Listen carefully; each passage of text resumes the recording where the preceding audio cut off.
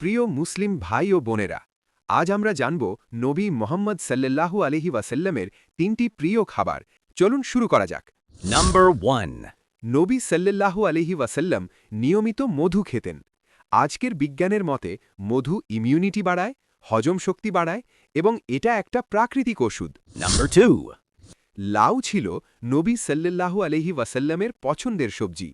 আধুনিক গবেষণা বলছে লাউ শরীর ঠান্ডা রাখে, হার্ট ভালো রাখে এবং ওজন নিয়ন্ত্রণে সাহায্য করে। শেষটি জানার আগে আপনি মুসলিম হলে চ্যানেলটি শেয়ার ও সাবস্ক্রাইব করে ইসলাম প্রচারে অংশ নিন। Number 3. খেজুর ছিল নবী সাল্লাল্লাহু আলাইহি ওয়াসাল্লামের সবচেয়ে প্রিয় খাবার। তিনি খেজুর দিয়ে রোজা ভাঙতেন। আজ বিজ্ঞান বলছে খেজুর তাৎক্ষণিক শক্তি দেয়, রক্তস্বল্পতা কমায় এবং ব্রেইনের জন্যেও উপকারী। এই তিনটির মধ্যে আপনার প্রিয় খাবার কোনটা কমেন্টে জানান।